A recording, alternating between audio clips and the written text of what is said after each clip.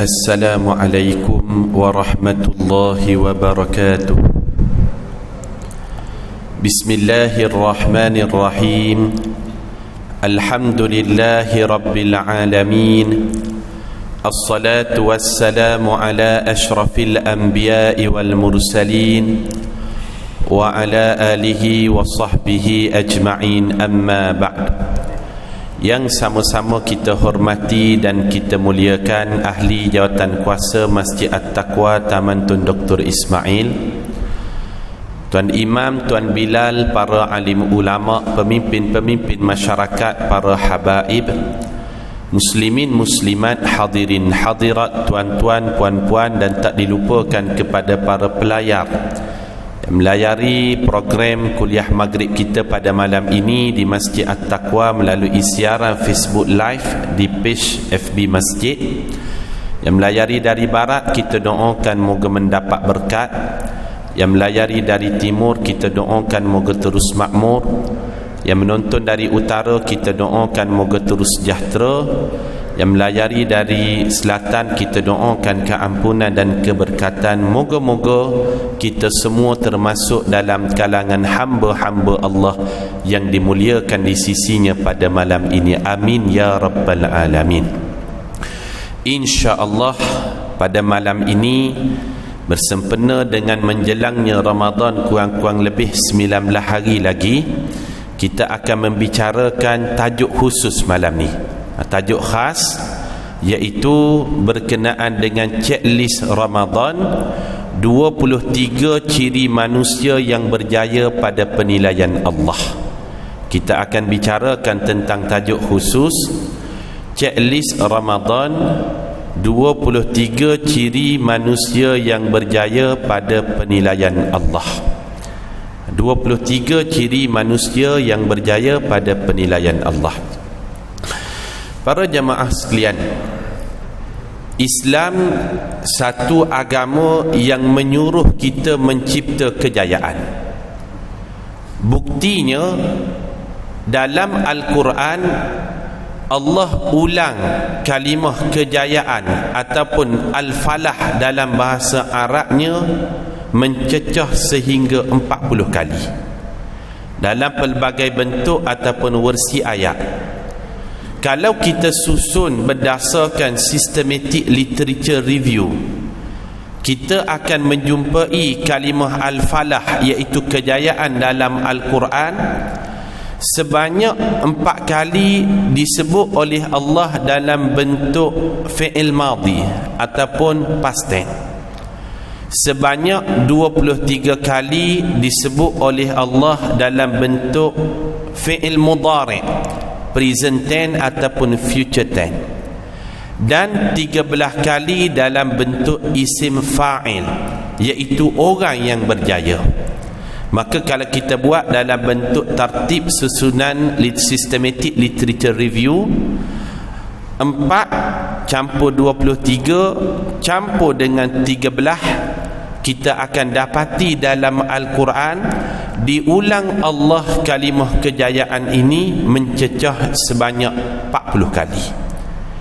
Ini menjadi satu bukti bahawasanya agama Islam dia tekankan kepada kita penganutnya agar mencipta kejayaan. Tetapi penilaian kejayaan manusia di sisi Allah dengan penilaian kejayaan manusia pada pandangan mata manusia lain, neracanya tidak sama. Betul tak? Nilaiannya tidak sama, ukurannya tidak sama, benchmarknya tidak sama, standardnya tidak sama, piawaiannya tidak sama. Kalau manusia yang berjaya di sisi manusia yang lain, dia hanya melihat kepada beberapa aspek tertentu sahaja. Dia hanya melihat kepada arah ataupun direction tertentu sahaja. Mungkin dia lihat, oh orang ni lebih daripada dia dari sudut harta, awaklah orang berjaya. Rumah awak lebih besar, awaklah orang berjaya. Kereta awak lebih cantik, awaklah orang berjaya. Duit awak lebih banyak, awaklah orang berjaya. aset ataupun harta awak lebih banyak, awaklah orang berjaya. Ataupun awak julang Piala Dunia, awaklah pemain bola sepak yang paling berjaya. Itu direction manusia menilai kejayaan manusia yang lain. Tetapi pada penilaian Allah di dalam Al-Quran, Allah menyebut manusia yang berjaya itu mesti ada 23 cirinya. 23 ciri yang mana Allah sebut bila dilakukan ini, maka Allah gandingkan dengan perkataan Al-Falah. Inilah manusia yang berjaya yang sebenar pada penilaian Allah. Apakah 23 ciri tersebut? Yang inilah yang kita nak bicarakan menjelang Ramadan ini. Kalau tidak ada pada kita 23 ciri ini, moga-moga dengan menjelangnya Ramadan kita boleh lengkapkan. Dan kalaulah sudah ada pada diri kita, moga-moga menjadikan kita istiqamah, matinya kita dalam keadaan 23 ciri ini, maka dinilai di sisi Allah sebagai hambanya yang berjaya di sisinya.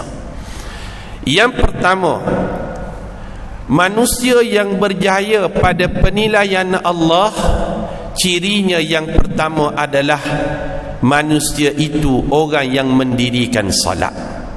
Orang yang mendirikan salat. Ini disebut 5 ayat di dalam Al-Quran secara spesifik. Orang yang mendirikan salat, orang berjaya. Disebut pada surah Al-Mu'minun pada ayat yang kedua. Ini biasa kita dengar ayat ni. Qad aflahal mu'minun. Sesungguhnya telah berjayalah orang beriman itu. Orang beriman macam mana? Alladzina fi salatihim khashi'un. Orang beriman apabila dia dirikan salat, dia dirikan salat dengan khusyuk. Disebutkan juga di dalam surah Al-Hajj pada ayat yang ke-77. Ya ayyuhalladzina amanu ruk'u wasjudu wa'budu waf'alul khaira la'allakum tuflihun. Wahai orang-orang beriman, rukuklah, sujudlah, sembahlah Allah. Mudah-mudahan bila awak buat demikian, amal apa ni? Ada rukuk, ada sujud ni, iaitu salat.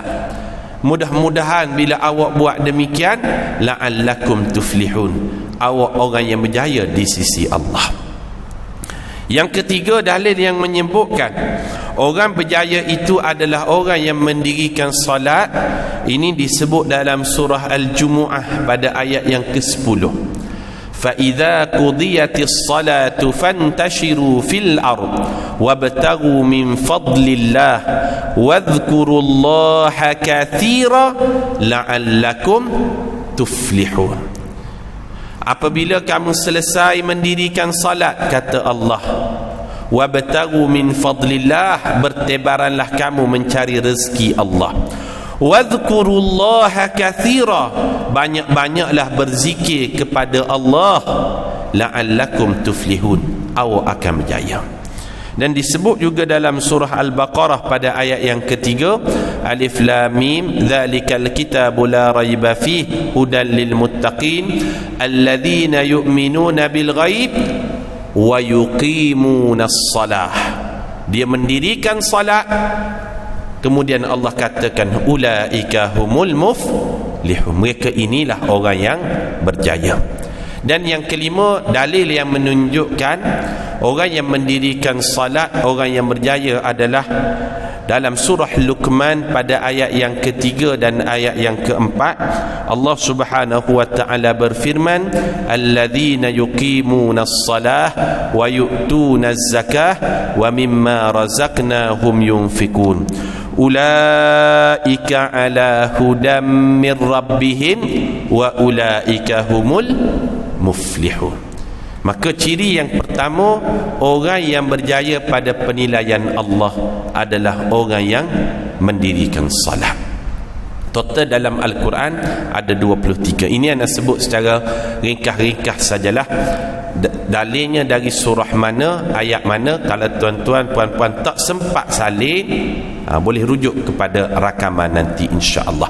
Dan lebih baik lagi nak dapat saham akhirat, Apa yang kita salin tadi, cirinya, surah mana, ayat mana, kita cari dalam Al-Quran, kita buat dalam bentuk bertaib ke ataupun bertulis ke, kita sebarkan kepada kawan-kawan kita tentang apa? 23 ciri manusia yang berjaya pada penilaian Allah di dalam Al-Quran.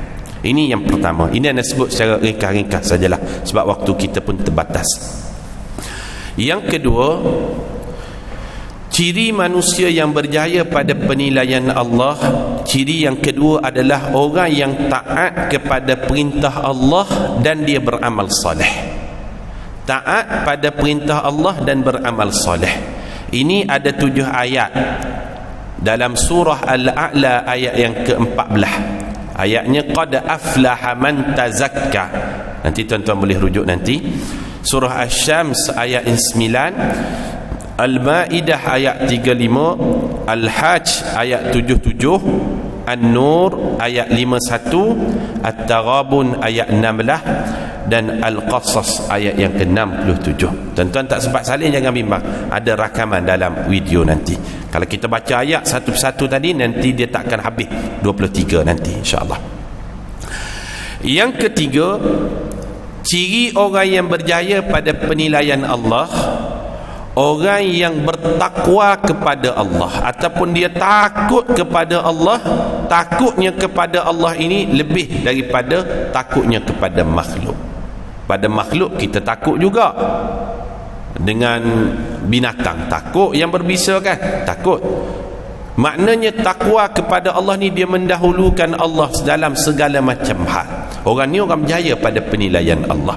Ini ada 4 ayat dalam surah Al-Baqarah ayat 189, surah Al-Maidah ayat 35 dan ayat yang ke-100, dan surah At-Taghabun pada ayat yang ke-16.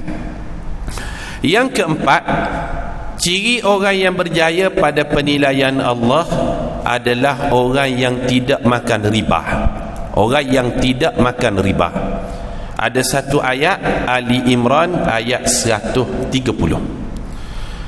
Yang kelima, ciri orang berjaya pada penilaian Allah adalah orang yang berjihad pada jalan Allah. Jihad jangan kita hanya tafsirkan mengangkat senjata, tidak.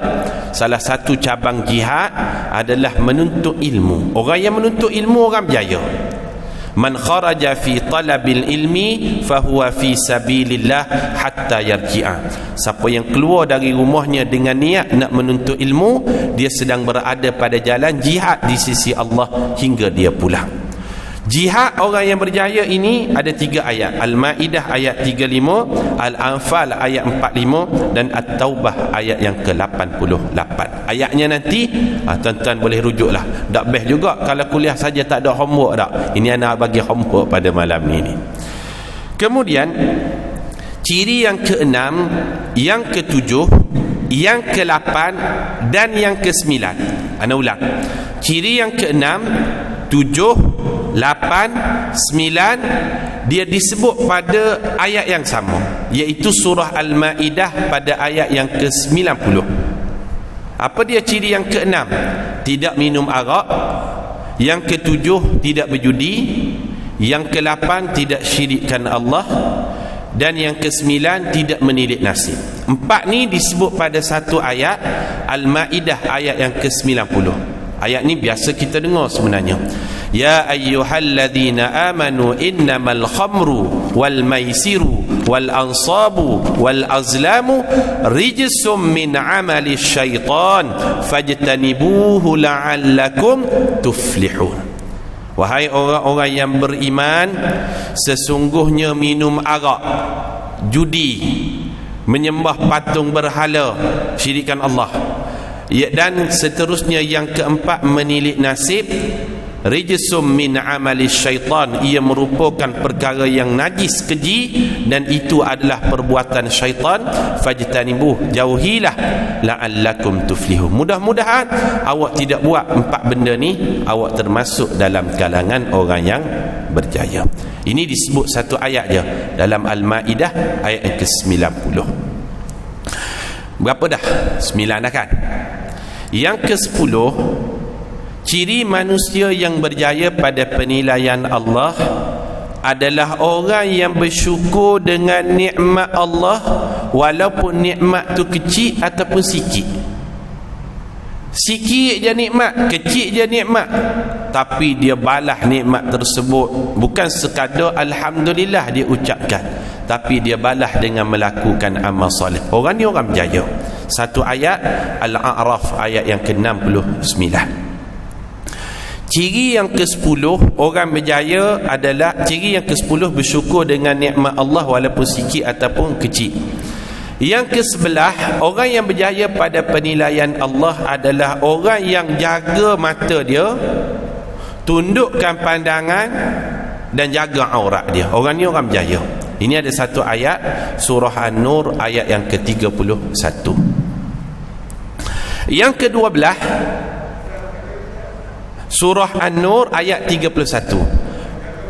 Jaga mata, tunduk pandangan, tidak dedahkan aurat. Orang ni orang berjaya. Surah An-Nur ayat 31. Yang penting dapat poin dia, nama surah dengan ayat. Ayat apa tu nanti kita rujuk nantilah, sebab takut tak sempat habis 23. Yang ke-12 orang yang berjaya pada penilaian Allah adalah orang yang banyak berzikir mengingati Allah. Apa zikir? Subhanallah boleh, alhamdulillah boleh, Allahu akbar boleh. Banyak berzikir mengingati Allah, orang berjaya. Ini satu ayat surah Al-Jumu'ah ayat yang ke-10. Fa idza qudiyatis salatu fantashiru fil ard wabtaghu min fadlillah wadhkurullaha katsira. Dan banyak-banyaklah berzikir mengingati Allah. Awak buat demikian la'allakum tuflihun. Mudah-mudahan awak berjaya di sisi Allah. Yang ke-13 orang yang berjaya pada penilaian Allah adalah orang yang beriman kepada perkara ghaib dan hari kiamat. Ini ada 3 ayat. Al-Baqarah ayat 3, Luqman ayat 4, Al-Mujadalah ayat 22. Ini biasa kita dengar ayat ni. Alif Lam Mim, Al-Baqarah ayat 3. Dzalikal kitabu la raiba fihi hudan lil muttaqin alladzina yu'minuna bil ghaib. Orang yang beriman kepada perkara ghaib. Last Allah sebut ulaika humul muflihun. Orang ni orang berjaya kata Allah. Yang ke-14 ciri orang yang berjaya pada penilaian Allah adalah orang yang banyak infak. Ini ada 4 ayat. Al-Baqarah ayat 3, Ar-Rum ayat 38, Al-Hasyr ayat yang ke-9, At-Taghabun ayat 16. Ada 4 ayat. Yang ke-15 ciri orang yang berjaya pada penilaian Allah, orang yang beriman kepada kitab sebelum Al-Quran. Apa sebelum Al-Quran? Zabur, Taurat, Injil. Ini satu ayat. Ayat Al-Baqarah ayat 3.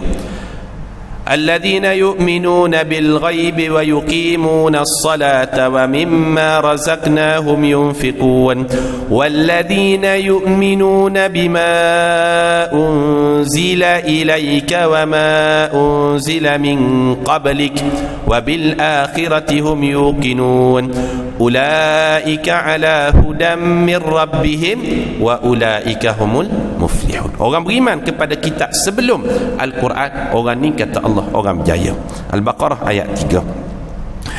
Yang ke-16 ciri orang yang berjaya pada penilaian Allah, orang yang ajak orang lain buat baik dengan cara hikmah, dengan cara lemah lembut. Contoh macam mana kan, dia dapat poster kuliah contohnya, dia forward kepada grup-grup WhatsApp, jom kita pergi kuliah. Orang ajak orang lain buat baik, orang ni orang berjaya. Ini satu ayat Ali Imran ayat 104. Yang ke-17 ciri orang yang berjaya pada penilaian Allah adalah orang yang melaksanakan amar ma'ruf nahi munkar. Ini 2 ayat, Ali Imran ayat 104, Al-A'raf ayat 157. Ciri yang ke-18 orang yang berjaya pada penilaian Allah adalah orang yang taat kepada perintah Nabi Muhammad sallallahu alaihi wasallam. Bila Rasulullah dah buat keputusan, sami'na wa ata'na, dia dengar dan dia taat. Ini satu ayat Al-A'raf ayat 157. Ciri yang ke-19 orang yang berjaya di sisi Allah, orang yang bayar zakat. Ada dua ayat, Al-A'raf ayat 157 dan Al-Mu'minun ayat yang ke-4. Ciri yang ke-20 orang berjaya adalah orang yang sentiasa bertaubat kepada Allah. Sentiasa bertaubat kepada Allah. Ini satu ayat Al-Qasas ayat yang ke-67. Ciri yang ke-21 orang berjaya di sisi Allah adalah orang yang meninggalkan perkara yang sia-sia, tidak ada faedah. Perkara yang tak menambahkan iman dan amal, dia tinggalkan. Ini satu ayat Al-Mu'minun ayat yang ketiga. Qad aflahal mu'minun alladzina hum fi salatihim khashi'un walladzina hum 'anil lagwi mu'ridun. Orang beriman yang berjaya itu dia meninggalkan perkara yang sia-sia, tidak ada faedah. Yang ke-12 orang berjaya itu adalah orang yang tidak mendekati zina. Bukan tak zina, mendekati langkah zina pun dia tinggalkan. Orang ni orang berjaya. Ini satu ayat Al-Mu'minun ayat 5. Dan last sekali di dalam Al-Quran Allah bicarakan manusia yang berjaya pada penilaian dia adalah orang yang menunaikan amanah dan melaksanakan janji. Ini ciri yang ke-23 Al-Mu'minun ayat 8. Dapat tuan-tuan 23 cirinya. Moga-moga menjadi checklist kepada kita. Kalau dah ada pada diri kita, alhamdulillah. Kalau belum ada, kita perbaiki. Moga-moga kita menjadi insan yang berjaya, insya-Allah. Cumanya para jemaah sekalian, kalau kita perasan, setiap hari kita diseru untuk menempah kejayaan. Kalau kita perasanlah, buktinya di mana? Setiap hari muazzin dia akan menyeru kepada kita dengan satu kalimah, hayya 'alal falah. Hayya, jom, 'alal falah, kita tempah kejayaan. Kejayaan yang mana yang diseru oleh muazzin tadi? Kejayaan yang 23 tadi. Wahai orang beriman, jom kita salat. Wahai orang beriman, jom kita bayar zakat. Wahai orang beriman, jaga pandangan. Wahai orang beriman, yang 23 tadi, itulah yang diseru oleh muazzin, hayya 'alal falah. Wahai orang beriman, jom tempah kejayaan. Kejayaan yang mana? 23 tadi. Cuma kalau kita perasan lagi pada kalimah hayya 'alal falah, jom kita tempah kejayaan, jawabnya bila kita dengar kalimah tersebut tidak sama dengan sebagaimana kita jawab pada kalimah-kalimah lain. Betul tak? Kalau kita dengar muazzin sebut Allahu akbar, Allahu akbar, kita balas Allahu akbar, Allahu akbar. Sudah la ilaha illallah, sudah la ilaha illallah. Sudah anna Muhammadar Rasulullah, sudah anna Muhammadar Rasulullah. Kita ulang, betul tak? Tapi tentang kalimah hayya 'alas salah, hayya 'alal falah, apa yang kita katakan? La haula wala quwwata illa billah.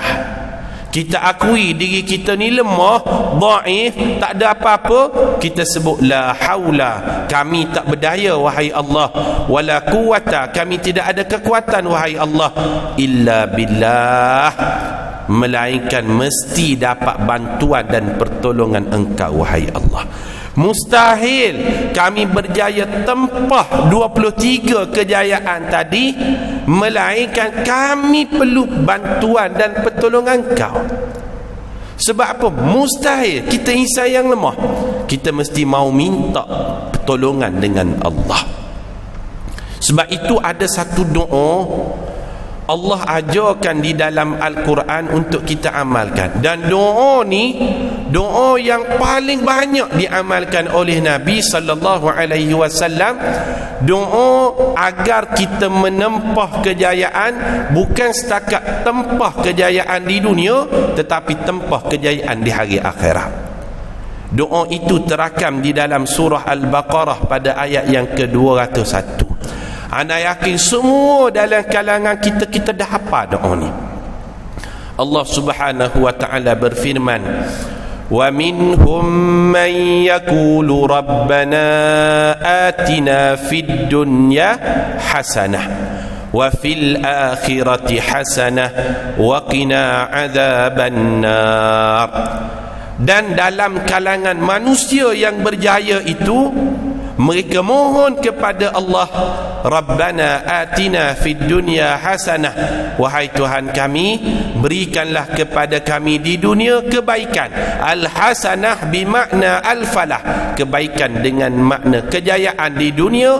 Wa fil akhirati hasanah, kebaikan di hari akhirat bimakna al-falah, kejayaan di hari akhirat. Wa qina adzabannar, dan jauhkanlah kami daripada azab api neraka. Nak berjaya 23 tadi, kita dah akui la haula wala quwata illa billah, kami tak mungkin berdiri atas kaki sendiri melainkan pertolongan Allah. Kita kena minta dengan mana? Salah satunya dengan doa tadi, Rabbana atina fid dunya hasanah wa fil akhirati hasanah wa qina adzabannar. Doa ni mahal tuan-tuan. Orang dulu sebut doa Rabbana atina sampai habis ni, ia dikenali sebagai doa sarwa jagat.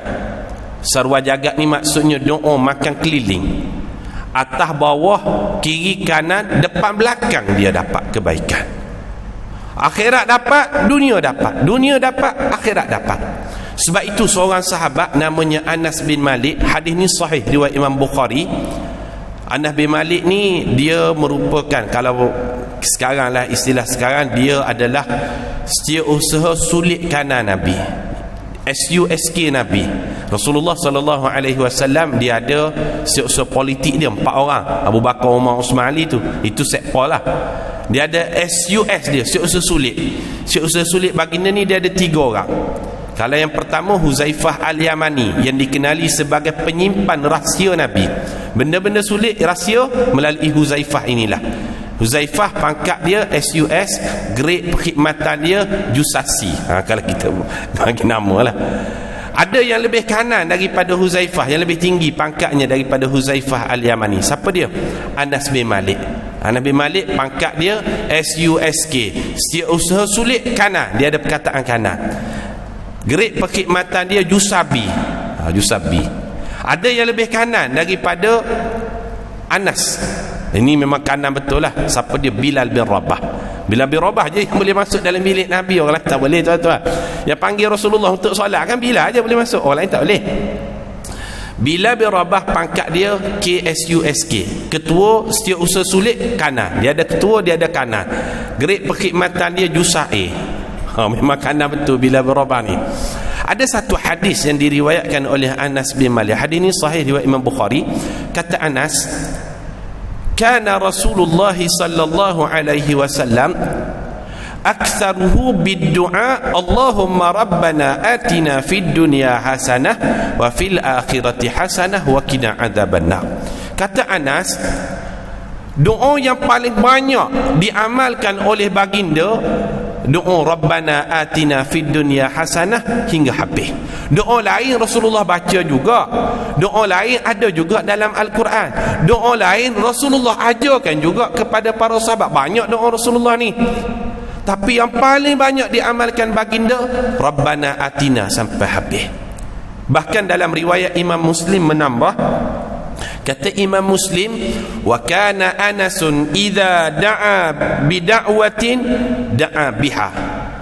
Anas bin Malik tu bila dia berdoa sesuatu, dia akan tambah di hujungnya dengan Rabbana atina fid dunya hasanah sampai habis. Contoh kan, kalau Anas bin Malik dia macam ni. Kalau kita nak makan ataupun nak minum, kita doa makan je lah kan. Allahumma barik lana fima razaqtana wa qina adzab. Makan je lah, minum je lah. Tapi Anas bin Malik tak. Allahumma barik lana fima razaqtana wa qina adzabannar. Kata Imam Muslim, wa kana Anasun idza da'a biha bida'watin.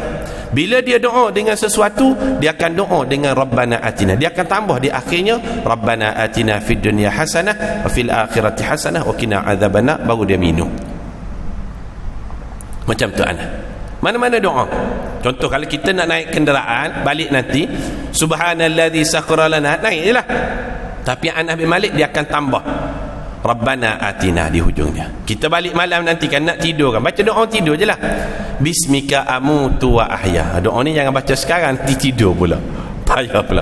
Anas bin Malik dia tambah, Rabbana atina fid dunya hasanah. Ini doa mahal. Doa dia panggil doa makan keliling. Sebab itu kalau kita nak minta macam-macam permintaan kita, betul tak?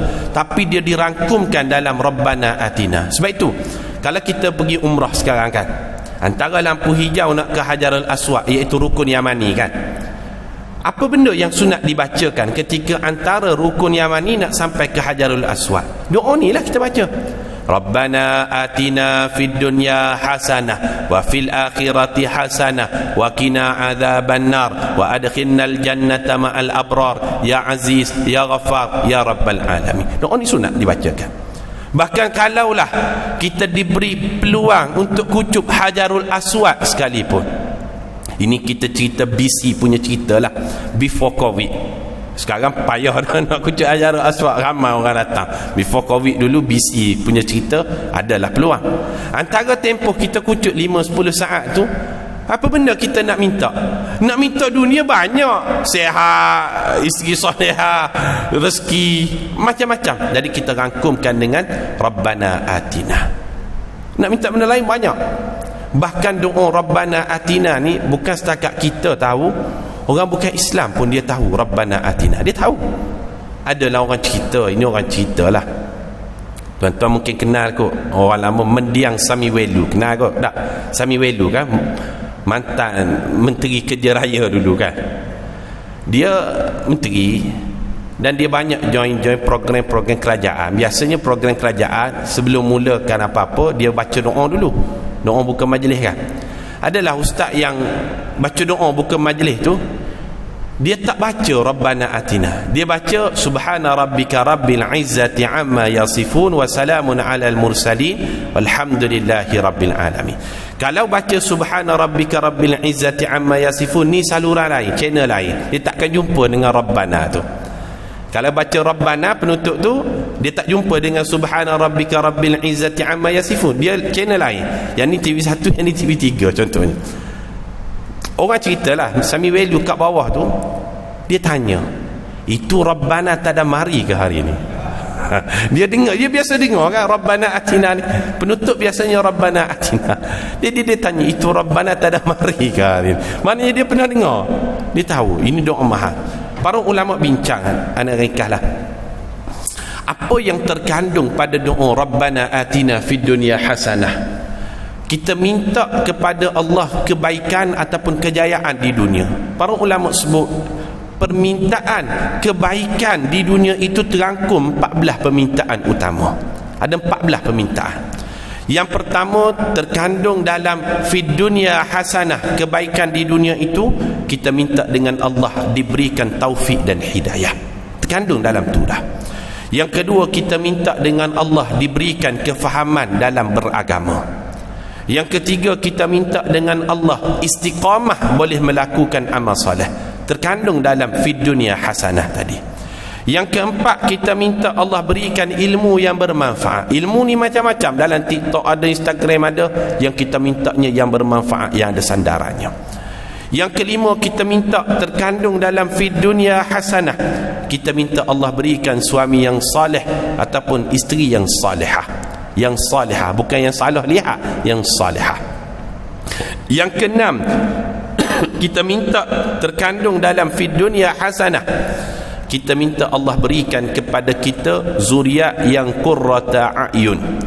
Zuriat qurrata a'yun, yang penyejuk mata memandang. Qurrata a'yun, bukan mangkuk hayun. Mangkuk hayun tak ada ayat juga dalam ayat. Yang qurrata a'yun. Yang ketujuh, terkandung dalam fid dunya hasanah, kita minta Allah berikan kepada kita sahabat yang soleh. Sahabat bukan kawan.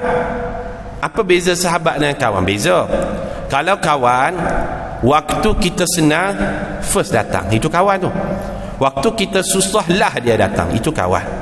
Kalau sahabat, waktu kita senang last dia datang, waktu kita susah first dia datang, itu sahabat. Contoh kan, kita boleh jadi dalam kalangan kita ni ada orang jawatan besar kan, menteri lah contohnya kan, pagi akad sumpah menteri, tengah hari tu 10 orang appointment nak jumpa kita. Itu sahabat ke kawan tu? Itu semua kawan tu. Waktu senang berduyun datang, waktu susah yang datang sahabat. Kalau sekarang kan kita dah pencen, tak ada apa-apa jawatan dah, tiba-tiba adalah yang hubungi kita kawan sekolah rendah, yang sekolah menengah kat kampung, bagai-bagai nak jumpa kita dalam keadaan kita dah tak ada apa-apa dah. Itu sahabat sebenarnya. Waktu susah first datang, itu sahabat. Jadi terkandung dalam fid dunya hasanah, kita mohon Allah berikan kepada kita sahabat yang saleh. Secara ringkas anda sebut yang ke-8, kita mohon kesejahteraan dari sudut kesihatan dan kelapangan masa. Yang ke-9 terkandung dalam doa fid dunya hasanah, kita diberikan umur yang panjang dalam ketaatan. Yang ke-10 kita minta Allah berikan rezeki yang halal lagi barakah. Yang ke-11 kita mohon Allah tetapkan keimanan dan ketakwaan. Yang ke-12 kita mohon kita boleh ingat Allah saat senang dan susah. Yang ke-13 kita mohon jauh dari sifat mazmumah. Dan yang ke-14 kita mohon Allah berikan kepada kita husnul khatimah. Ini terkandung pada doa fid dunya hasanah. Manakala pada doa wa fil akhirati hasanah, para ulama katakan di situ ada 8 permintaan. Yang pertama, kita minta Allah berikan kepada kita qaulus sabit, ucapan yang konsisten. Di dunia kita boleh sebut la ilaha illallah, dalam kubur biar kita boleh jawab juga pertanyaan man rabbuka, siapa owner awak, Tuhan awak, kita boleh jawab juga Allahu rabbi. Itu disebut qaulus sabit. Tersandar kita kalau tak boleh jawab, dia tanya tu malaikat tu. Jadi kita minta qaulus sabit, ucapan yang teguh. Yang kedua terkandung dalam doa wa fil akhirati hasanah, kita mohon keamanan ketika bangkit dari kubur kelak. Yang ketiga, kita mohon Allah berikan perlindungan arasy Allah di padang mahsyar. Yang keempat, kita mohon Allah berikan buku catatan melalui tangan kanan. Itu terkandung dalam wa fil akhirati hasanah. Yang kelima, kita mohon Allah beri peluang kita minum dari telaga Kautsar. Yang keenam, kita mohon Allah berikan syafaat baginda. Yang ketujuh, kita minta dapat meniti titian sirat seperti kilat. Dan yang ke-8 yang terkandung dalam doa wa fil akhirati hasanah, kebaikan di hari akhirat dengan makna kejayaan, kita dapat masuk syurga dengan rahmat dan kasih sayang Allah. Rahmat dan kasih sayang Allah. Akhir kata tuan-tuan, sibuk macam mana sekalipun kita, janganlah lepas solat terus bangun sapu punggung balik terus. Paling kurang doalah Rabbana atina fid dunya hasanah wa fil akhirati hasanah wa qina adzabannar. Moga-moga apa yang kita checklistkan pada malam ini memberi manfaat kepada kita dalam kita bertemu Ramadan. Pastikan 23 ciri ini ada dan kita berusaha untuk mengadakan pada diri kita, insya-Allah. Qulu qawli hadza astaghfirullahal azim li wa lakum. Assalamualaikum warahmatullahi wabarakatuh.